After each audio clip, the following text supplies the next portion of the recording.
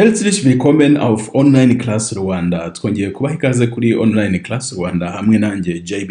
Uyu munsi nkuko twabisezeranye ubushize turaza kwigira hamwe ibihe by'umunsi. Ibihe by'umunsi nkuko tubizi mu Kinyarwanda ntabwo bigizwe n'amasaha gusa ahubwo hari n'ibihe by'ingenzi biranga umunsi. Isomo ry'uyu munsi mu Kidage die Lektion 2c kurz vor 12 die Uhrzeiten. Ngo harabura gato saa sita zigere amasaha. Die Uhrzeiten. Iyi lektion uyu munsi turaza kuyiga hanyuma ubutaha tuzanayisubukura ariko ibyo turaza kubivugaho tugana ku musozo impamvu izakenera gusubukurwa. Die Nacht, ijoro, die Nacht. Die Morgenröte. Rote urumva aho ni harimo iby'umutuku hanyuma hakabaho der Morgen aho igitondo hakaba rero ari ikirere gitukura cya mu gitondo ngira ngo ababonyeho umuseke utambika muri kumva icyo bishatse kuvuga. Der Sonnenaufgang bikaba ari izuba rirashe. Der Morgen cyangwa se kurasa ku izuba. Der Morgen ni igitondo. Der Vormittag ni imbere ya saa sita. Muri iri jambo harimo amagambo atatu atandukanye. Harimo ijambo vor, hakaba mit, hakabaho n'ijambo tag. Ibi byombi bihuje bigakora ijambo rimwe Vormittag. Vor bivuze mbere, mitte ni mido ngira ngo birumvikana ku bavuga ururimi rw'icyongereza, hakazaho n'ijambo tag ari byo bivuze umunsi nkuko ngira ngo twabikomoje mu masomo yatambutse. Der Vormittag amasaha ya mbere ya saa sita. Der Mittag akaba ari saa sita z'amanywa. Der Nachmittag nayo irimo amagambo atatu nkuko twamaze kubisobanura haruguru ariko hano haje ijambo nach. Ahari vor haje nach. Nach bisobanura nyuma mu Kidage. Nyuma ni nyuma ya saa sita. Der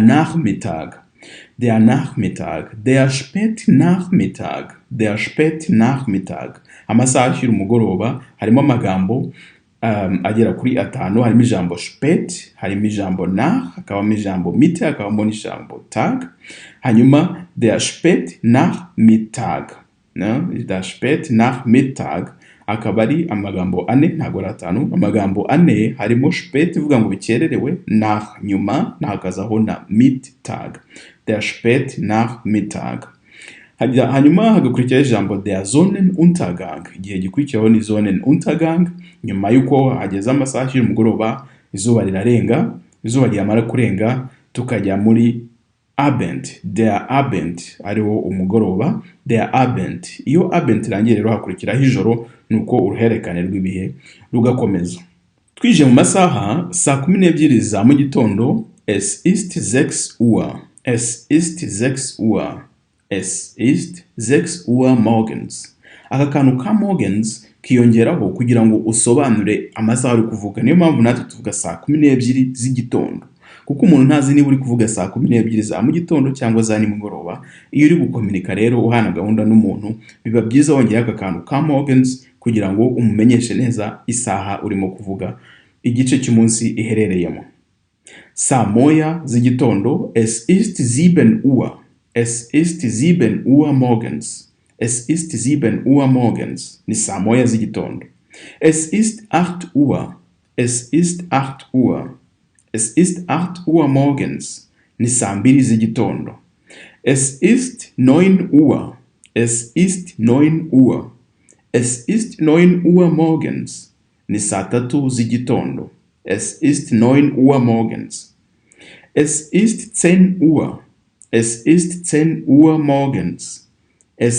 10 morgens. Ni saa 4 z'igitondo. Es ist 10 morgens. Es ist 11 vormittags.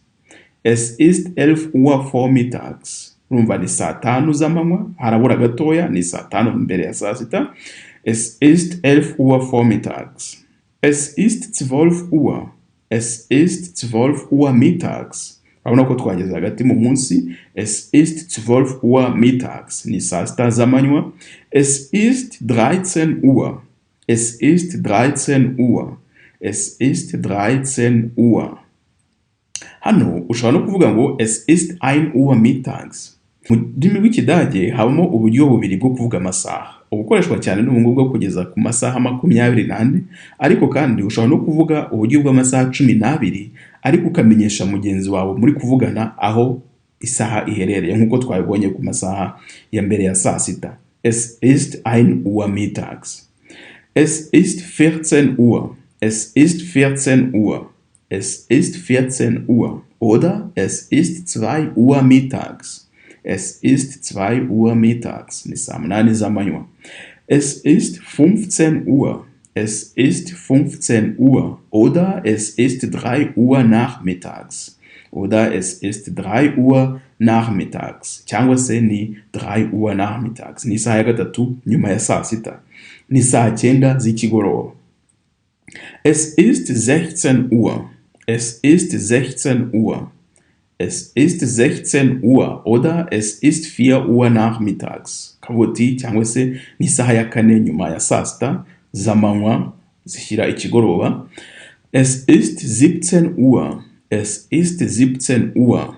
Es ist 17 Uhr. Oder es ist 5 Uhr abends. Es ist 5 Uhr abends. Ni saa 11 z'umugoroba. Es ist 5 Uhr abends. Es ist 18 Uhr. Es ist 18 Uhr. Es ist 18 Uhr.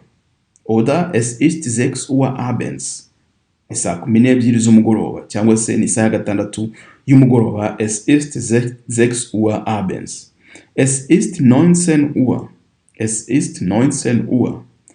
Oder es ist 7 Uhr abends. Es ist 7 Uhr abends. Cyangwa se ni saa ya 7 y'umugoroba. Ni saa 1 z'umugoroba.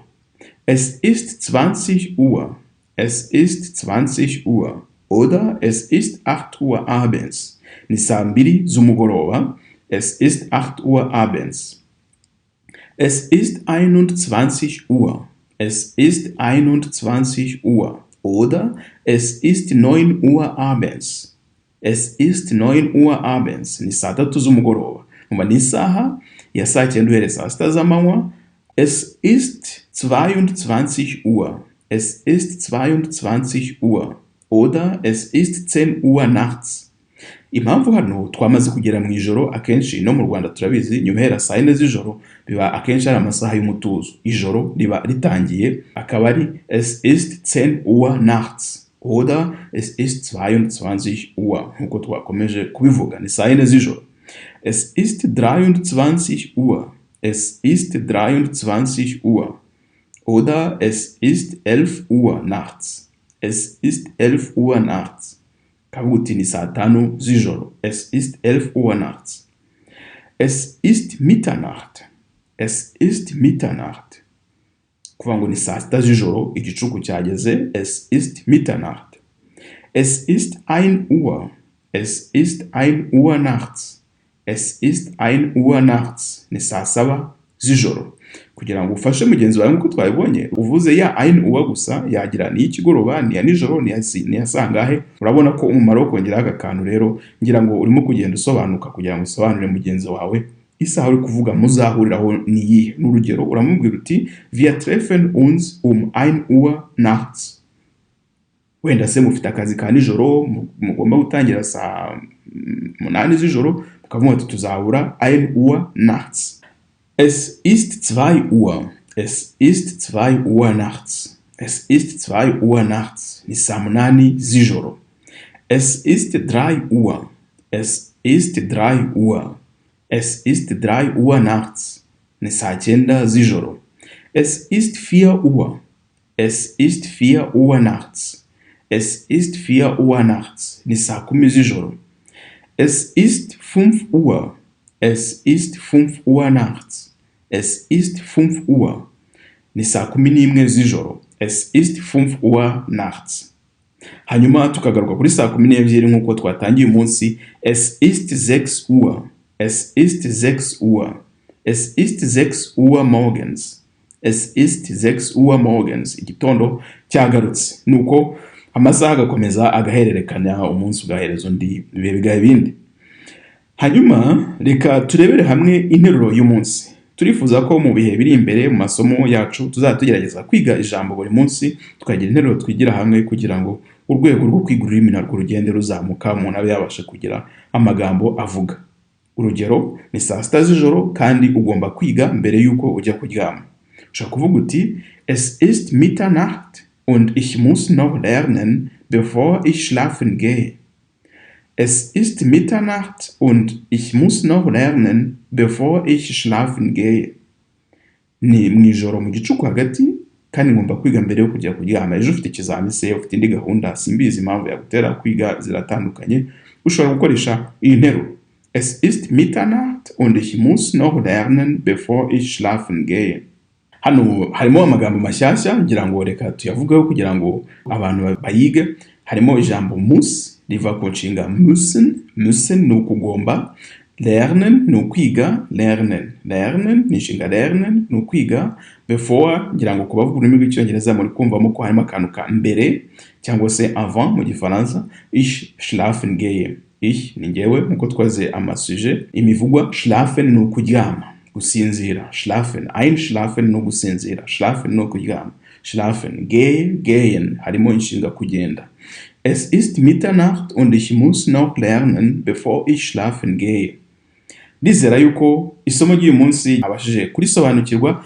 Reka mubitubwire muri comment section aho hasi uko mubyumva, muduhe inyunganizi turazikeneye kugira ngo ubutaha tujye turushaho kugenda tubaha amasomo kandi yoroshye uko namwe mubasha kubyiga. Ubutaha tuzigira hamwe kuvuga iminota muri iri somo twize uyu munsi. Turabashimiye rero mwakoze kubana natwe, murakoze, murakarama. Mwari kumwe nanjye JB.